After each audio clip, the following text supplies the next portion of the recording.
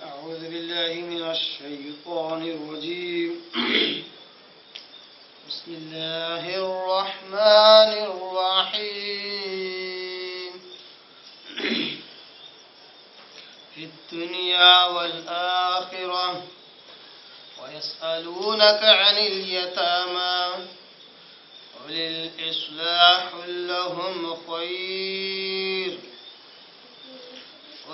قل إصلاح لهم خير وإن تخالطوهم فإخوانكم والله يعلم المفسد من المصلح ولو شاء الله لأعنتكم إن الله عزيز حكيم صدق الله العظيم نحمده ونصلي على رسوله الكريم اما بعد تمام قسم کی حمد و ثنا تعریف کبریائی و بڑائی اسے اللہ وحدہ لا شریک کے لیے لائق اور زیبا ہے جو ساری کائنات کا خالق مالک میرا اور آپ کا مربی ہے اسے اللہ کے لیے ساری تعریفیں ہیں جو غفور ہے غفار ہے کریم ہے ستار ہے بعد اس کے آپ کے میرے آقا دو جہاں کے سردار الانبیاء پر کروڑا کروڑ انگنت بے شمار درود و سلام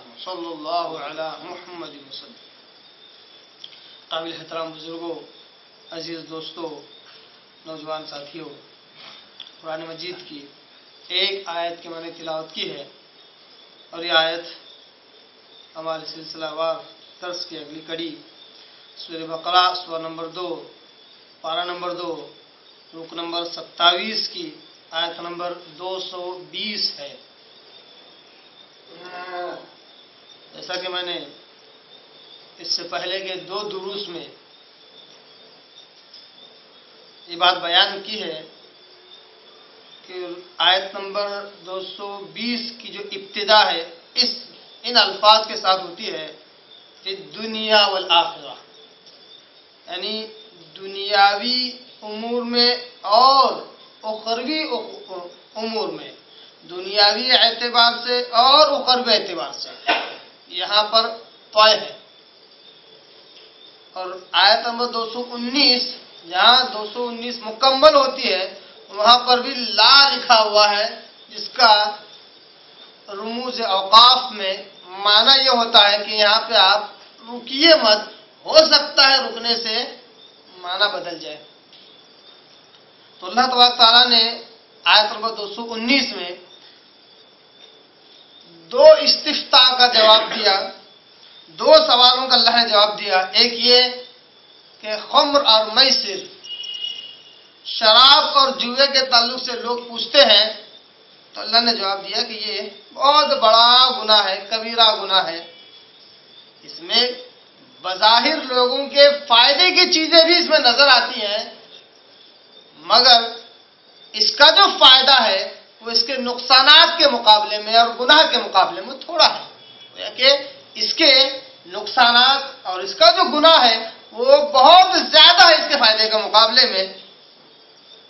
پھر اللہ نے کہا کہ لوگ آپ سے پوچھتے کہ ہم اللہ کی راہ میں کیا کچھ خرچ کریں، تو آپ کہیے کہ وہ خرچ کرو جو زائد از ضرورت ہے، اپنی حاجت اور اپنی ضرورت سے زیادہ جو بھی مال بچ جائے اس کو اللہ کی راہ میں خرچ کرو.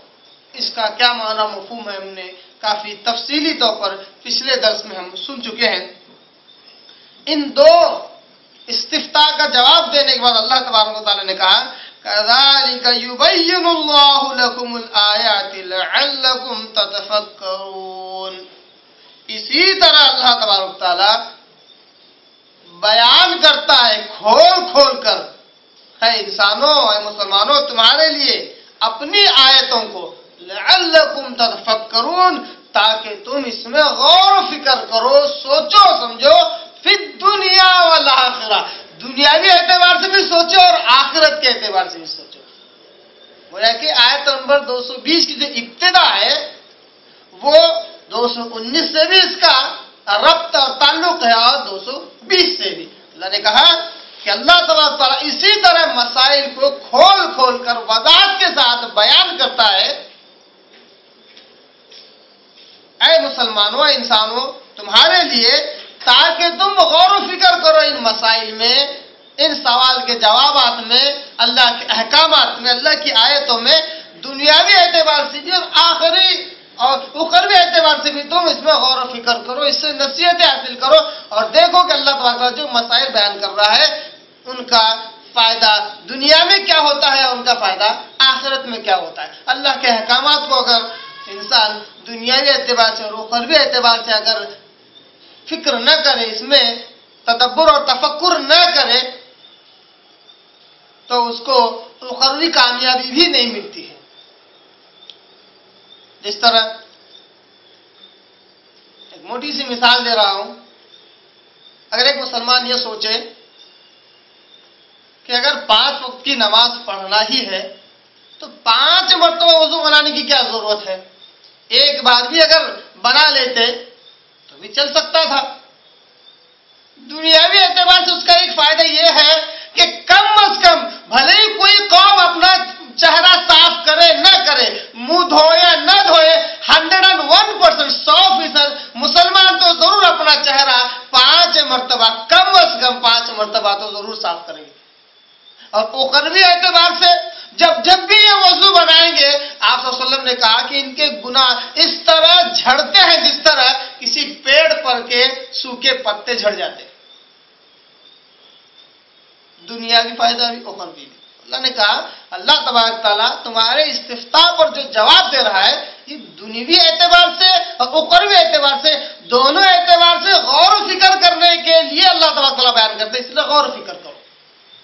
پھر اس کے بعد اللہ تبارک تعالیٰ تیسرا ایک اور سوال جو لوگوں نے پوچھا تھا، اللہ تبارک تعالیٰ اس کا بھی جواب دیتا ہے، جو آیت نمبر 220 میں اللہ نے بیان کیا، کہتا ہے وَيَسْأَلُونَكَ عَنِ الْيَتَامَى۔ اے محمد صلی اللہ علیہ وسلم، لوگ آپ سے سوال کرتے ہیں یتیموں کے تعلق سے۔ یہاں پہ صرف اتنا ہے عن الیتامى، یتیموں کے تعلق سے۔ یتیم کا کیا مطلب؟ یتیم کیسے ہوتے ہیں؟ چھوٹے ہوتے ہیں، بڑے ہوتے ہیں، کس کو کہتے ہیں؟ یہ نہیں، عن الیتامى سے مراد یتیموں کے مال کے استعمال کے تعلق سے آپ سے سوال کرتے ہیں، یہ ہے اس کا معنی۔ اے محمد صلی اللہ علیہ وسلم، لوگ آپ سے سوال کرتے ہیں یتیموں کے تعلق سے، یعنی کہ یتیموں کے مال کے استعمال کے تعلق سے، کہ جو یتیم کا والی ہوتا ہے، جو یتیم کا پرورش کرنے والا ہوتا ہے، اس کے بعد جب یتیم ہوگا تو یتیم کا مال بھی ہوگا، اس کے ماں باپ کا کی چھوڑی ہوئی وراثت یا مال دولت بھی ہوگا۔ کیا اس مال کا استعمال وہ یتیم کا والی کر سکتا ہے؟ اگر کر سکتا ہے تو اس کی کیا لمٹ ہے؟ کتنا استعمال کرے؟ کیا اس مال کو اپنے مال میں ملا سکتا ہے یا دونوں کا الگ الگ حساب کتاب رکھے؟ آخر کرے تو کیا کرے؟ اس صحابہ نے سوال کیا تھا کہ اللہ کے رسول، یتیم کا مال ہم کیسے استعمال کریں، استعمال کریں یا نہ کریں؟ یہاں پر تو ہے، گویا کہ سوال پورا مکمل ہو گیا۔ اللہ تبارک تعالیٰ جواب دیتا ہے، کہتا ہے قل اصلاح لہم خیر۔ اللہ تعالیٰ جواب دیتا ہے اور کہتا ہے اے محمد صلی اللہ علیہ وسلم، اس کا جواب آپ بس اتنا دیجئے، اصلاح لہم خیر، اصل تو ان کی خیر خواہی ہے۔ اصلاح یعنی اصلاح کرنا، اصلاح لہم ان کی اصلاح کرنا، گویا کہ معنی ہوگا خیر خواہی کرنا، ان کی بھلائی چاہنا۔ خیر، یہ بہتر ہے۔ یتیم کے مال کے تعلق سے جو سوالات ہو رہے ہیں اس کا جواب یہ ہے کہ ان کی خیر خواہی بہت بہتر ہے۔ جواب میں ایسا لگتا ہے کہ صحابہ نے کچھ زیادہ ہی ٹینشن لے لیے تھے، کچھ زیادہ ہی فکر کر لیے تھی کہ یتیم کے مال کے تعلق سے کیا ہوگا، اور ایسا لگتا ہے کہ اللہ نے اس سے پہلے یتیموں کے تعلق سے بہت کچھ بیان کیا ہے جس کی وجہ سے یتیم کے مال کے تعلق سے صحابہ پریشان ہیں۔ تو اللہ نے کہا کہ پریشان نہ ہو، اصل تو ان کی خیر خواہی ہے۔ وَإِن تُخَالِطُوهُمْ، اگر تم اپنا مال ان کے مال میں ملا بھی لو، تو خالطہم اردو کے ہی لفظ سے بنا ہوا ہے، خلط ملط کرنا ہم کہتے ہیں، خلط ملط کرنا نہیں ملانا۔ تو خالطہم، اگر تم ملا لو اپنا مال ان کے مال میں، فإخوانکم، تو وہ تمہارے بھائی ہی ہیں۔ یہ مسئلہ ابھی اچھی طرح کلیئر نہیں ہوگا جب تک اس مسئلے کی تہ تک نہ جائیں۔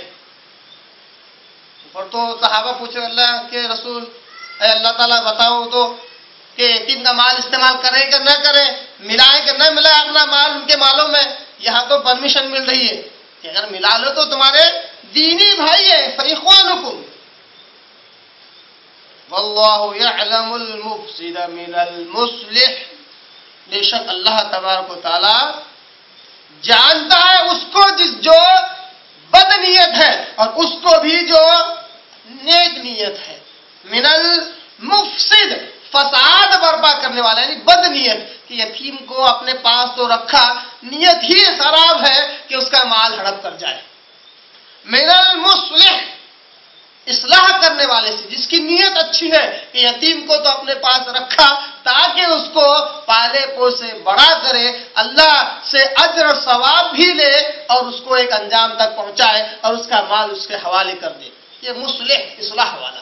اللہ کہتا ہے اللہ جانتا ہے کون فسادی اور بد نیت والا ہے اور کون اصلاح کرنے والا اور اچھی نیت والا ہے، اللہ جانتا ہے۔ وَلَوْ شَاءَ اللَّهُ لَأَعْنَتَكُمْ، ولو یعنی اور اگر، لو کے معنی اگر، ولو شاء اللہ، شاء یعنی چاہنا، اس لیے ہم کہتے ہیں کیا، انشاءاللہ۔ ان الگ ہے، شاء الگ ہے۔ ان یعنی کہ شاء اللہ، اگر اللہ چاہے۔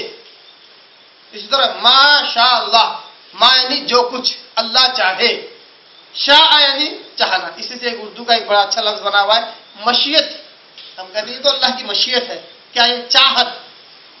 شاء، ولو شاء اللہ، اللہ کہتا ہے اور اگر اللہ چاہتا لأعنتکم، تو اللہ تمہیں مشقت میں ڈال سکتا تھا۔ کیا ہے وہ مشقت؟ صحابہ سوال کریں گے اللہ کہ اللہ کے رسول بتائیے تو یتیموں کے مال کے بارے میں کیا ہے، ہم مال استعمال کریں نہ کریں، اپنا مال ملائے نہ ملائے؟ تو اللہ نے کہا کہ ان کے ساتھ خیر خواہی یہ اہم ہے، اپنا مال ملانا چاہا تو ملا لو، وہ تمہارے دینی بھائی ہیں۔ یہ تو اللہ نے آسانی والا معاملہ کیا کہ اپنا مال ملا کے رکھنا چاہتے تو کر لو، ان کا مال کچھ استعمال کر لیا، پھر واپس ان کے مال میں ان کا مال واپس ڈال دیا۔ یہاں تک کہ اگر مسکین ہے اور اس کے زیر نگرانی اگر کوئی یتیم ہے، کچھ مال حکمت کے تحت، کچھ مال ضرورت کے تحت، مصلحت کے تحت استعمال بھی کر لیا، واپس کرنا نہیں ہوا تو بھی چل سکتا ہے، مگر اصل ہے اصلاح لہم خیر، ان کی خیر خواہی اصل ہے۔ یتیم کو پال پوس کر بڑا کر کے اس کو انجام تک پہنچانا یہ بڑا اہم ہے۔ تو اللہ نے کہا اللہ چاہتا تمہیں اس میں مشکل میں ڈال سکتا تھا، کیا ان کا ہر مال الگ کر دو اور تمہارا الگ، ایک ایک چیز ان کی الگ کر دو، کھانا پینا رہنا، تو اس میں کتنی دقتیں جاتی ہیں۔ اللہ کہتا ہے اللہ چاہتا تو تمہیں اس میں دقت میں اور مشکل میں ڈال سکتا تھا۔ ان اللہ عزیز الحکیم، بے شک اللہ تبارک تعالیٰ زبردست ہے احکامات کے بیان کرنے میں، مطلب جب بات بیان کرتا ہے تو پوری دو روک ٹوک بیان کرتا ہے، عزیز زبردست ہے۔ عزیز کے معنی زبردست پکڑنے والا بھی ہے، گویا کہ جب اللہ احکامات بیان کر رہا ہے سہولت بھی دے رہا ہے اور پھر بھی اگر کوئی بدنیتی کرتا ہے تو اللہ تعالیٰ اس کو پکڑتا بھی ہے۔ حکیم حکمت والا ہے کہ کب کون سی بات بیان کی جائے یہ اللہ کو معلوم ہے۔ غور کیجئے سورہ بقرہ کی آیت نمبر 220 کے اندر اللہ نے کیا کہا، حکیم اللہ حکمت والا ہے، جبکہ اس سے پہلے یتیموں کی اور 2 آیتیں گزر چکی ہیں. سورہ بقرہ کی کے علاوہ اور 2 آیتیں یتیموں کے تعلق سے اللہ احکامات بیان کر چکا ہے، مگر یہاں آ کر اللہ نے اصل یتیموں کے مال کے تعلق سے مسئلہ بیان کر دیا اور کہا کہ اللہ حکمت والا ہے، اللہ جانتا ہے کہ کب کون سا مسئلہ بیان کیا جائے. ہم قرآن مجید کے چند اوراق پلٹاتے ہوئے آگے کی طرف بڑھتے ہیں سورہ انعام کی طرف. سورہ انعام سورہ نمبر 6 پارہ نمبر 8 اس کی آیت نمبر 152 152. اس میں اللہ تبارک تعالیٰ کہتا ہے وَلَا تَقْرَبُوا مَالَ الْيَتِيمِ إِلَّا بِالَّتِي هِيَ أَحْسَنُ حَتَّى يَبْلُغَ أَشُدَّهُ. آیت نمبر 152 کا ایک ٹکڑا ہے جو صرف یتیموں کو تعلق سے ہے، اس لیے صرف اسی کی تلاوت کی، اسی کا ترجمہ رکھ رہا ہوں. آگے دوسرے مسائل اللہ تبارک تعالیٰ نے بیان کیے. سورہ انعام سورہ نمبر 6 پارہ نمبر 8 رکوع نمبر 19 کی آیت نمبر 152. اللہ نے کہا یہ سب سے پہلا حکم جو یتیموں کے تعلق سے نازل ہوا، وَلَا تَقْرَبُوا مَالَ الْيَتِيمِ، یتیم کے مال کے قریب بھی نہ جاؤ، إِلَّا بِالَّتِي هِيَ أَحْسَنُ، مگر یہ کہ کوئی اچھا طریقہ ہو. مطلب گئے مال اس کا استعمال کیا پھر واپس اس کا مال جیسا ویسا رکھ دیا یا واپس اس کا مال پلٹا دیا. غصب کر جانے کی نیت سے اس کے مال کے قریب بھی نہ جاؤ. پہلے تو یہ حکم دے دیا کہ اس کے قریب بھی نہ جاؤ. صحابہ اتنے محتاط ہو گئے کہ یتیموں کا مال بھی استعمال نہیں کرتے تھے، یہاں تک کہ ان کے کھانا پینا بھی الگ کر دیا، ان کے ہنڈیاں اور برتن بھی الگ کر دیے، اسی میں کھلاتے تھے، اسی میں اللہ نے کہا ان کے مال کے قریب بھی نہ جاؤ. ان کا کل حساب الگ رکھتے تھے. یہاں تک کہ اس سے پریشانی یہ ہو گئی کہ اگر وہ کھانا کھانے کے بعد اور پانی پینے میں اگر کچھ بچ جاتا اس کا بھی استعمال نہیں کرتے تھے، یہاں تک کہ وہی دوبارہ اس کو کھائے یا پھر ضائع ہو جاتا تھا اور پھینکنا پڑتا تھا. اللہ کے حکم پر یہ عمل کا یہ جذبہ تھا صحابہ کا. اللہ نے کہا وَلَا تَقْرَبُوا مَالَ الْيَتِيمِ إِلَّا بِالَّتِي هِيَ أَحْسَنُ، یتیم کے مال کے قریب بھی نہ جانا مگر احسن طریقے سے، حَتَّى يَبْلُغَ أَشُدَّهُ، کب تک ان کے مال کے قریب بھی نہ جانا؟ جب تک کہ وہ بلوغت کی عمر کو نہ پہنچ جائے. بڑا پیارا نقطہ ہے، اکثر لوگ نہیں سمجھ پاتے ہیں. سورہ انعام کی آیت ہے کب تک ان کے مال کے قریب نہ جاؤ؟ حَتَّى يَبْلُغَ أَشُدَّهُ، جب تک کہ وہ بلوغت کی عمر کو نہ پہنچ جائیں. مطلب بلوغت کی عمر کو پہنچ جائے کیا ان کا مال استعمال کر سکتے ہیں؟ نہیں، پھر ان کا مال تمہارا مال نہیں ہوتا، 100% ان کا مال ہو جاتا ہے، اب وہ اس کے مالک ہے. جب تک وہ بلوغت کی عمر کو نہ پہنچے ان کا مال تمہارا ہی مال ہے، اس کی حفاظت کرنا یہ تمہاری ذمہ داری، تمہارے پاس یہ امانت ہے. اس سے ایک اور نقطہ یہ معلوم ہوا کہ یتیم اس کو کہتے ہیں، بہت سارے اکثر کہتے ہیں صاحب یتیم بچی ہے، شادی نہیں ہو پا رہی ہے. پوچھا عمر کیا ہے؟ 22-23 چل رہی ہے. صاحب وہ بالغ ہو گئی، اب وہ یتیم نہیں رہی، یتیم بنے سے وہ نکل گئی. بلوغت سے پہلے ہر بچہ ہر بچی یتیم ہے، اس کی پرورش کرنا ضروری ہے. جب بالغ ہو جاتا ہے تو وہ خود اپنا کفیل ہو جاتا ہے، وہ خود اپنا ذمہ دار ہو جاتا ہے. ہاں اس کا کوئی ولی ہے، شادی کرانے کے لیے کوئی ذمہ دار ہے، کوئی سرپرست ہے، یہ الگ بات ہے، مگر وہ یتیم نہیں رہا. سورہ انعام کی آیت سے کیا معلوم ہے؟ حتی یبلغ اشدہ، جب تک کہ وہ بلوغت کی عمر کو نہ پہنچے اس کا مال تمہارے پاس رکھو، تمہارے پاس امانت ہے، تمہاری ذمہ داری ہے اس کی حفاظت کرنا اور اس کے بالغ ہونے کے بعد اس کے سپرد کر دینا. یہ سورہ انعام کی سب سے پہلی آیت یتیموں کے تعلق سے نازل ہوئی، جس سے صحابہ کرام بہت زیادہ محتاط ہو گئے، ان کا ایک ایک چیز کھانا پینا ہر چیز الگ رکھنے لگے. آئیے اسی کے ساتھ ساتھ ایک اور آیت سورہ نساء سورہ نمبر 4 کی آیت نمبر 10 کی طرف ہم دیکھتے ہیں. سورہ نساء سورہ نمبر 4 رکوع نمبر 1 کی سب سے آخری آیت، آیت نمبر 10 پارہ نمبر 4، سورہ نمبر 4 پارہ نمبر 4. اللہ کہتا ہے ان الذين ياكلون اموال اليتامى ظلما انما ياكلون في بطونهم نارا وسيصلون سعيرا. وعید اللہ نے سنائی یتیموں کے مال کو غصب کرنے والوں کے تعلق سے، یتیموں کا مال کھانے والوں کے تعلق سے اللہ نے وعید سنائی، ڈراوا سنایا، اور کہا بے شک وہ لوگ ان الذین یأکلون اموال الیتامی ظلما، بے شک وہ لوگ جو یتیموں کا مال کھا جاتے ہیں ظلم سے، بے انصافی سے، بغیر کسی حق کے، حق کے ساتھ اگر کھائیں تو بات اور ہے، بغیر حق کے بلا حق ظلم کے ساتھ یتیموں کا مال کھا جاتے ہیں، انما بے شک وہ یأکلون فی بطونہم نارا، یقیناً وہ کھا رہے ہیں، بھر رہے ہیں اپنے پیٹ کو جہنم کی آگ سے، یأکلون فی بطونہم نارا، وہ کھا رہے ہیں اپنے پیٹوں میں جہنم کی آگ۔ گویا کہ یتیموں کا مال کھانا، جہنم کی آگ کو اپنے پیٹ میں بھرنا، گویا کہ جہنمی بننا ہے۔ اس لیے اللہ نے کہا وَسَيَصْلَوْنَ سَعِيرًا، اور وہ ان قریب اس دہتی ہوئی آگ میں داخل کر دیے جائیں گے۔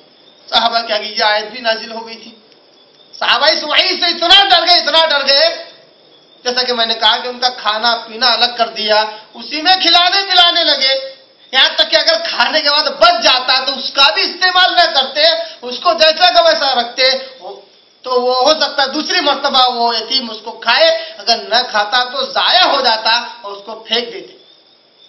یہاں تک کہ اس میں دقتیں بہت بڑھ گئی، دقت اور مشقت بڑھ گئی۔ صحابہ آ کر آپ صلی اللہ علیہ وسلم سے شکایت کی، اللہ کے رسول یتیموں کی پرورش کرنا اب دوبر ہو چکا ہے، ہم یتیم کے مال کے قریب نہیں جا رہے ہیں، ہم اتنے محتاط ہو گئے کہ ان کا کھانا پینا، ان کے سارے برتن بھی ہم نے الگ کر دیے، اب بہت دقت جا رہی ہے۔ صحابہ کے آگے آ کر، صحابہ رضی اللہ تعالیٰ عنہم آپ صلی اللہ علیہ وسلم کے آگے شکایت کرتے ہیں یا عرض گداز ہوتے ہیں، اپنی پریشانی ظاہر کرتے ہیں۔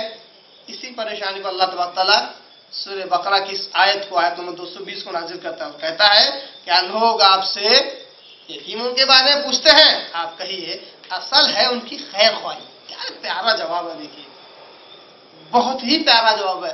میں کہتا ہوں اسی ایک آیت سے انسان اپنی جینے کا اصول بنا لے، جینے کا اصول سیکھ لے، دنیا کا جو چاہے کام کرے، یہ دیکھے کہ اس کی نیت کیا ہے، جس سے چاہے، جس کے ساتھ چاہے اس کے ساتھ مل کر بزنس کرے، جہاں چاہے وہاں نوکری کرے، دیکھے کہ اس کی نیت کیا ہے۔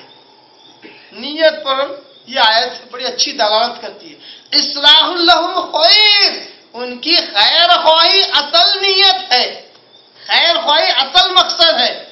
وَإِن تُخَالِطُوهُمْ، اگر اپنا مال ان کے ساتھ ملا بھی لو اپنے مال کے ساتھ، تو وہ تمہارے دینی بھائی ہیں، اس میں کوئی حرج نہیں۔ اللہ نے کہا بڑی پریشانی صحابہ گزرنے کے بعد اللہ نے یہ سہولت والا حکم اللہ نے نازل کیا اور کہا اللہ جانتا ہے کہ کون مفسد ہے اور کون مصلح، کون بد نیت ہے اور کون نیک نیت ہے، اللہ بہتر جانتا ہے۔ اللہ تبارک تعالیٰ مراحل سے صحابہ کو گزارا تاکہ آزمائش ہو، جیسا کہ ابراہیم علیہ السلام کا کے تعلق سے آتا ہے قرآن مجید میں، ہم نے اس سے پہلے کے آیتوں میں اور دروس میں ہم نے سنا ہے کہ ابراہیم علیہ السلام ایک ایسے ہیں جنہیں خلیل اللہ کا لقب ملا، اللہ نے دوست بنایا انہیں۔ بہت سارے لوگ تو اللہ کو دوست بنا لیں، مگر اللہ جس کو دوست بنائے یہ انوکھی بات ہے۔ تو خلیل اللہ کیوں؟ کیونکہ اللہ کہتا ہے جب بھی ہم نے ابراہیم کو آزمایا وہ 100% اس میں اترے، کامیاب ہو گئے۔ تو یہ آزمائش اللہ کی طرف سے اس میں 100% اترنا یہ بہت بڑی بات ہے۔ صحابہ کو بھی دو الگ الگ قسم کی آیتیں، وعیدوں والی آیتیں جب نازل کی ہوئی تو صحابہ بہت زیادہ محتاط ہو گئے، یہاں تک کہ کھانے پینے کے تک سامان الگ کر دیا۔ اللہ نے کہا کہ واقعی یہ میرے بندے ہیں، اب سہولت والا حکم اللہ نازل کیا کہ اپنا مال ان کے ساتھ ملاؤ، اصل ہے نیت۔ چاہتا ہوں اللہ یہ آیت پہلے بھی نازل کر سکتا ہے، اصل ہے آزمائش، اللہ دیکھنا چاہتا ہے۔ آج تو الحمدللہ ہم سورہ بقرہ پڑھو سب سے پہلے یہ آیت مل رہی ہے سہولت والی، اس کے بعد ملتی ہے سورہ نساء، اس کے بعد ملتی ہے سورہ انعام۔ دیکھیے ترتیب کے اعتبار سے جو سب سے آخر میں آیت نازل ہوئی ہے وہ سب سے پہلے، اور جو سب سے پہلے نازل ہوئی ہے سب سے آخر میں ہے۔ سورہ انعام سورہ نمبر 6، سورہ نمبر 2، سورہ نمبر 4، سورہ نمبر 6، سب سے پہلی جو آیت نازل ہو سب سے آخر میں. معلوم ہوا کہ قرآن مجید کی جو ترتیب ہے وہ وحی کے اعتبار سے نہیں ہے، وحی کے اعتبار سے نہیں ہے. وحی کے اعتبار سے تو سب سے پہلا سورہ سورہ علق، اقرأ بسم ربک الذی خلق، یہ سورہ ہے، مگر وہ 30ویں پارے میں ہے. یہ ترتیب ہے اس کی. تو ہمیں تو سب سے پہلے سہولت والی آیت مل رہی ہے. کیوں؟ کیونکہ اللہ کو معلوم ہے کہ میرے نبی کی جو امت ہے قرآن مجید کو ایسے ہی نہیں چھوڑ دے گی، پڑھتی رہے گی پڑھتی رہے گی. آگے کی آیتیں پہلے ہی معلوم ہو جائے گی. جو کتاب سے محبت کرتا ہے اللہ کی کتاب سے، وہ ایک بار پڑھ کر نہیں چھوڑتا ہے، پڑھتا رہتا ہے پڑھتا رہتا ہے. اس سے اس کو اتنا لگا، اتنی محبت ہو جاتی ہے کہ پڑھتا رہتا ہے. تو آگے کی آیت بھی اس کو پہلے معلوم ہوتی ہے. صحابہ کا دور ایسا نہیں تھا، جس طرح نزول ہوتا اس طرح وہ عمل کرتے. گویا کہ اگر کوئی سورہ بقرہ کی آیت پر پہنچے تو اس کو سورہ انعام کی آیت ہی معلوم ہوگی، سورہ نساء کی آیت معلوم ہوگی. اسی لیے اس آیت کا صحیح معنی مفہوم بھی اس کو معلوم ہوگا. تو اللہ کہتا ہے، اللہ بہت بہتر جانتا ہے کہ کون بد نیت ہے اور کون نیک نیت. اس لیے اللہ کہتا ہے اگر اللہ چاہتا تو تمہارے لیے دقتیں اور مشقتیں میں تمہیں ڈال سکتا تھا. اگر اللہ کہہ دے کہ نہیں، یتیم کا پورا مال الگ کرو، جس طرح سسٹم چل رہا تھا اسی پر عمل کرو، ایک ایک چیز کے الگ کرو، تو کتنی دقت ہو جاتی. صحابہ نے آ کر شکایت بھی کی، اللہ کے رسول ہم سے مشکل ہو رہی ہے. ان اللہ عزیز الحکیم، بے شک اللہ تبارک تعالیٰ بڑا حکمت والا ہے، بڑا زبردست ہے کہ کب کون سا حکم دیا جائے اللہ کو بہت بہتر معلوم ہے. یہ جو ترتیب ہے، اب ہو سکتا ہے بعض لوگ یہ سوچیں کہ صاحب آپ تو اتنے کانفیڈنس کے ساتھ، اتنی خود اعتمادی کے ساتھ کہہ رہے ہیں کہ سورہ بقرہ کا یہ جو حکم ہے یہ سب سے آخر میں نازل ہوا. سورہ نساء، سورہ انعام جو کہ 6واں سورہ ہے، اس کا حکم سب سے پہلے ہے اور درمیانی سورہ نساء ہے. یہ کیسے معلوم ہوا؟ بہت سارے لوگ سمجھتے ہیں کہ تفسیر مطلب اور کم سے کم 50 کتابیں تفسیری پڑھیں گے تو کسی ایک بات کا حکم معلوم ہو جاتا ہے. اور اتنا مشکل سمجھ رکھا ہے اللہ کی کتاب کو کہ اللہ کی کتاب کو اگر کوئی شخص پڑھنا چاہے تو صرف براہ راست اگر صرف ترجمہ بھی پڑھے اپنی مادری زبان میں، صرف ترجمہ، بغیر تشریح، بغیر توضیح، بغیر تفسیر کے، تب بھی الحمدللہ یہ قرآن مجید سمجھ میں آ جائے گا. اللہ نے کہا لَقَدْ يَسَّرْنَا الْقُرْآنَ لِلذِّكْرِ فَهَلْ مِن مُدَّكِرٍ. ایک نہیں دو نہیں 4 مرتبہ اللہ نے سوال کیا. بے شک ہم نے اس قرآن کو آسان کر دیا ہے. کیا کہہ رہا ہے؟ یسرنا، بے شک ہم نے اس قرآن کو آسان کر دیا ہے.